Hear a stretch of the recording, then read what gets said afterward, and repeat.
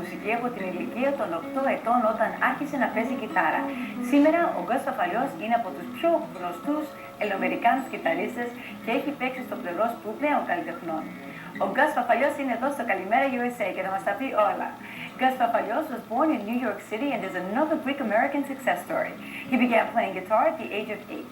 Although having a successful career as a guitarist, he's played with many well-known artists, but he started his career as an attorney and went on to successfully run one of the largest real estate companies in Manhattan and also helped start City Habitats. Gus, welcome to our show. Hi, Anna. How are you? I hope we didn't get you up early because I know you play guitar late. And No, that's okay. I keep banker's hours for the most part, to be honest with you. You have a wonderful story. I mean, you are the epitome of a success story of a person who follows his dream. Because I know you started out as an attorney. How did you turn your life around? Tell me about your story. Well, I don't know if it's really turning my life around. It's more or less following what I felt was really important. I played music sort of semi-professionally while I was in college.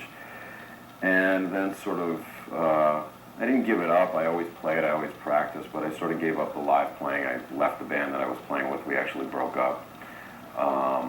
And basically followed an academic career. So I went on to law school. Worked as a criminal attorney for all of about 6 months and decided that it really wasn't for me. How did your parents feel about that? Well, they were ecstatic that I passed the bar exam, I think, especially given my study habits.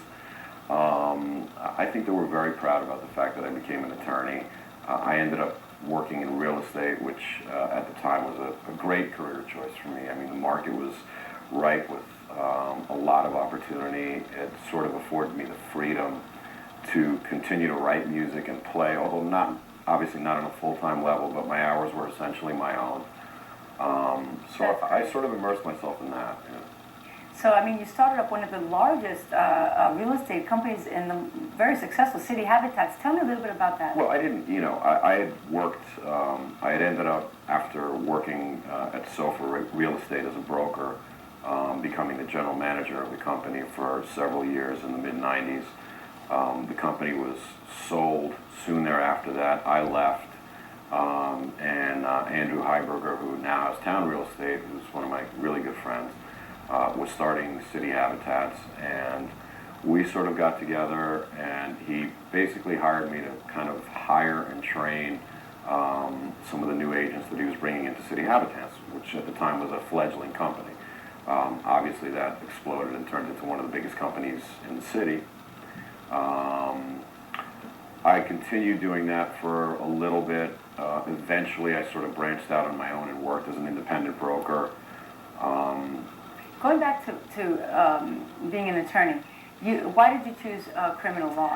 Well, the truth of the matter is that I had a very good friend of mine who was a criminal attorney, so the opportunity was there for me to help him out. And it just seemed like a natural progression. And then when did you realize that you didn't want to do this? I mean, I know it was 6 months down the line, but was that hard to walk away from that? The truth of the matter is I pretty much realized that the first day. It took about 6 months for it to sink in before I actually You weren't happy? made the decision. No, I really wasn't happy. It's a great profession. Being in criminal court every morning was something which just was not for me. I found it depressing. And just wasn't the type of thing that I really saw myself doing long term. Obviously, it was great to have a job, out of school, so that was an important consideration.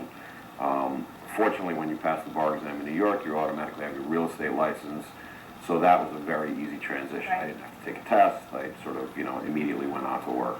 How's the market today? You know what? You probably have to ask somebody who's a lot more in tune with it than I am. At this point, I sort of do it on a very peripheral level for friends and family. But I know you were in it with the boom, and now, I'm sure you still follow, and now the market has not recovered that much. No, and I think prices have tapered off and, may not sort of see the levels that they were at years ago for quite some time, if ever, to be honest with you. That being said, there's still plenty of opportunities out there. And as a broker, volatility is sort of the most important thing. As prices go up and down, people are buying, selling, moving. And that's sort of what you look for. So. But the love of your life is guitar playing. You've had an opportunity to play with amazing artists. And you also do something else that a lot of people really want to do when they retire. It's fishing. Well, listen, I've Night fishing. I don't know whether I've regressed in my life. Check that out. But yeah, this is my That's his my logo. that's my I don't know logo. if you guys can see it.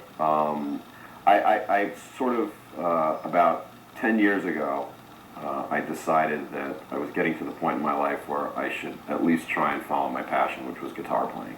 Oddly enough, while I was sort of wearing a suit and working in the real estate company, I was stopped by somebody on 54th Street in Lexington with a flyer that said, "Are a musician trapped in a suit?" And that's exactly what I was. At the time, it was sort of an ad for this group, sort of like a gym for musicians. People that like were professionals, doctors, lawyers, accountants, whatever, who really had a passion for music. So I started doing that. It enabled me to go out and play live again, and I realized how much I actually missed it.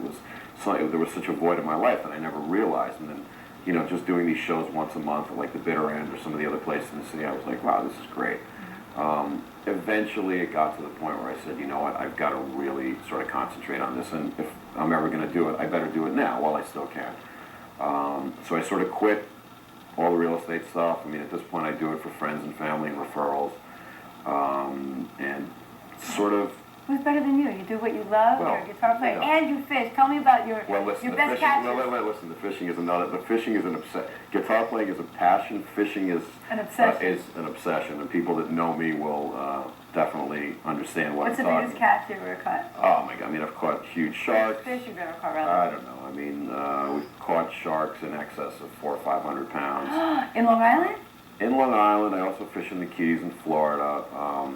I'm pretty much, I have a boat out in Montauk, so I'm out there pretty much year-round. I take my boat out in December, but I'll continue fishing in the winter months with other people. One of my good friends, Captain Mark Morose, who is probably the best captain out in Montauk, gets me on commercial trips. I mean, I can fish, so he sort of calls me up, and I help him catch fish commercially, which I love to do. I also spearfish in Greece, which I love. I mean, it's an obsession for me. I love the sea. I love the ocean. It calms me down. And for me, the whole idea of not making noise, I make noise for a living. I go out and play guitar, play in loud clubs and bars and different venues. You want peace after that. It's just such a nice... Serene. Yeah, it really is. Yeah. Well, we love that, and we want to tell our audience where they can find your tracks.